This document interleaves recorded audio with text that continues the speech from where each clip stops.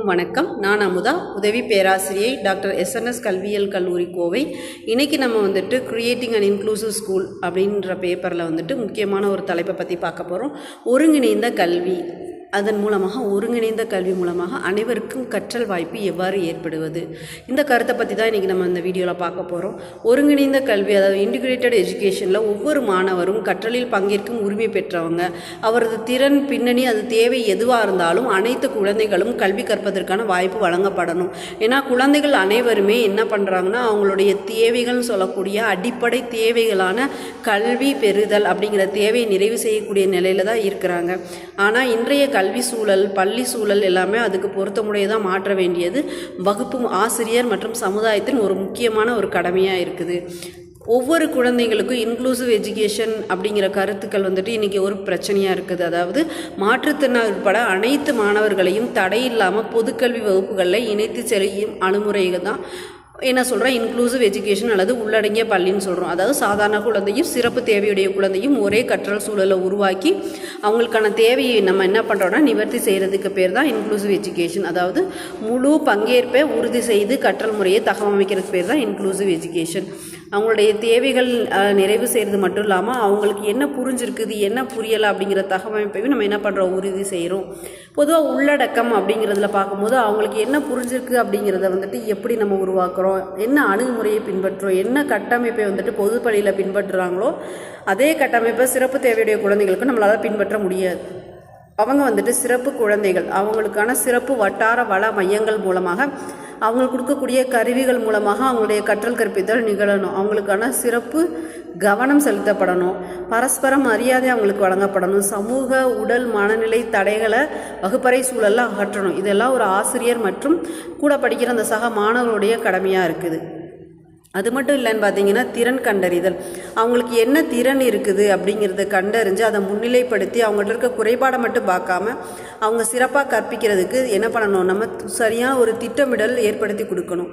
அதை விட முக்கியமாக பார்த்தீங்கன்னா கெப்பாசிட்டி பில்டிங் அப்படின்னு சொல்லக்கூடிய விஷயங்களை நம்ம சொல்லணும். அதாவது அவங்களுக்கு என்ன லெவல் இருக்குது, CWSN ஸ்டூடெண்ட்ஸுக்கான கற்றல் எங்கே இடம்பெறுது, அவங்களுக்கு பிரச்சனைகள் எங்கே இருக்குது, அவங்களுடைய தேவை என்ன, அவங்களுடைய வகுப்பறை ஏற்பாடுகள் சொல்லக்கூடிய கலைத்திட்டம் அந்த தேவைகளை பூர்த்தி செய்யுதா, பள்ளி மற்றும் சமுதாயம், பெற்றோர் இவங்க எல்லாமே அந்த சமூக தேவைகளை பூர்த்தி செஞ்சு மாணவர்களுக்கு உண்மையான மாற்றத்தை ஏற்படுத்தி கொடுக்குறாங்களா அப்படிங்கிறத கண்டறிகிறது ரொம்ப ரொம்ப ஒரு முக்கியத்துவம் வாய்ந்த ஒரு விஷயமா இருக்குது. அதனால் இந்த இன்க்ளூசிவ் எஜுகேஷனை நடைமுறைப்படுத்துவது மிக சிரமமாக இருக்குது. சரி, என்னென்ன வழிமுறைகளில் அதை நம்ம நடைமுறைப்படுத்தலாம் அப்படின்னு நீங்கள் பார்த்தீங்கன்னா, சட்ட நடைமுறைப்படுத்தும் போது சட்ட கொள்கை செயலாக்கம். அவங்களுடைய அட்மிஷனை முன்னுரிமை கொடுக்கணும். அவங்களுக்கு பொதுப்பள்ளிகளில் சிறப்பு தேவையுடைய குழந்தைகள் கற்றலுக்கு முன்னுரிமை கொடுக்கணும்.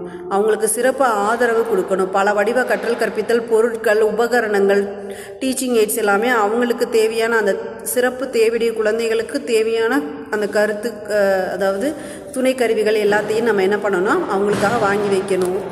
ஆதரவு செயல்பாடுகள், அதாவது ஆதரவு சேவைகள்னு சொல்லும் போது பெற்றோர் ஆலோசனை, போக்குவரத்து உதவி சாதனங்கள், புத்தகம், யூனிஃபார்ம், இது மாதிரி அவங்களுடைய ஃப்ளெக்சிபிலிட்டிக்கு ஏற்ற மாதிரி இதை நம்ம என்ன பண்ணணும், அதை மாற்றி அமைக்கணும். ஏன்னா எல்லா குழந்தைகளாலையும் எல்லா நேரத்துலையும் அந்த சரியான யூனிஃபார்ம் போட்டு வரதோ அல்லது போக்குவரத்து உதவி செய்கிறதோ, கிளாஸ் ரூம் மேலே இருக்கலாம், நடக்க முடியாத அந்த குழந்தைகள் மேலே வர முடியாது, லேபுக்கெல்லாம் சில நேரங்களில் அவங்களுக்காக நம்ம அந்த வகுப்பறை மற்றும் பள்ளி சூழலில் ஆய்வு கருவிகள், ஆய்வு உபகரணங்கள், ஆய்வு அறைகள், இது எல்லாத்தையும் நம்ம அந்த சிறப்பு தேவையுடைய குழந்தைகளுக்காக நம்ம மாற்றி அமைக்க வேண்டிய சூழலும் இருக்கும். பொதுவாக அவங்க சிறப்பு தேவையுடைய குழந்தைகள் தான், சிறப்பு குழந்தைகள் கிடையாது. எனவே அவங்களுடைய தேவைகளை பூர்த்தி செஞ்சோம்னாலே அவங்களுடைய பாதி பிரச்சனை சரியாயிடும். அப்படி செய்யும் பொழுது அவங்களுடைய கற்றல் திறனும் மேம்படும், அவங்களுக்கு ஒரு நம்பிக்கை கிடைக்கும். எனவே அவங்கள வெறும் பள்ளியில் சேர்க்கறது மட்டும் இல்லாமல் அவங்களுடைய வாழ்க்கையை மாற்றத்துக்கு தேவையான அந்த பள்ளி சூழலை கொடுக்கணும். அவங்க கற்றலில் ஏற்படக்கூடிய தடைகளை அகற்றணும். அனைவரும் கற்றலில் உண்மையாக பங்கேற்கிற மாதிரியான சூழலை உருவாக்கணும். அவங்களோட வெறும் பள்ளியில் சேர்த்துட்டு சும்மா விட்டுறக்கூடாது, சரி சேர்த்துட்டோம் அவ்வளோதான் அப்படின்ற மாதிரி விடக்கூடாது. அந்த குழந்தைகளுக்கான கற்றல் சூழலை உருவாக்கி கொடுக்கணும். எதனால அவங்களால படிக்க முடியலை, உடல் ரீதியான பிரச்சனைகளா, மன ரீதியான பிரச்சனைகளா அப்படிங்கிறத கண்டறிஞ்சு, அதாவது அறிவுபூர்வமான பிரச்சனைகளா அப்படிங்கிறத கண்டறிஞ்சு அந்த ஆசிரியர் வந்துட்டு அந்த குழந்தைகளுக்கான கற்றல் சூழலை உருவாக்கி கொடுக்கணும். பெற்றோர்களோடு அவங்க பேசணும், என்ன பிரச்சனை, வீட்டில் எப்படி அவங்க நடந்துக்கிறாங்க, வகுப்பறை சூழல் அவங்க எப்படி நடந்துக்கிறாங்கன்னு சொல்லி அவங்களுடைய தேவைகளை கண்டறிஞ்சு அவங்க தேவைக்கு ஏற்ற மாதிரி வகுப்பறை சூழலில், பள்ளி சூழலில் உருவாக்கி கொடுக்கும் பொழுது அவங்களுடைய கற்றல் திறன் மேம்படுவதோடு சேர்த்து அவங்களுடைய வாழ்க்கை திறனும் மேம்படும். அவங்க கற்றலில் சிறப்பாக ஈடுபடுவாங்க. அவங்களுக்கு நம்ம கொடுக்க வேண்டியது ஒன்றே ஒன்று தான், அவங்களால படிக்க முடியும் அப்படிங்கிற நம்பிக்கை.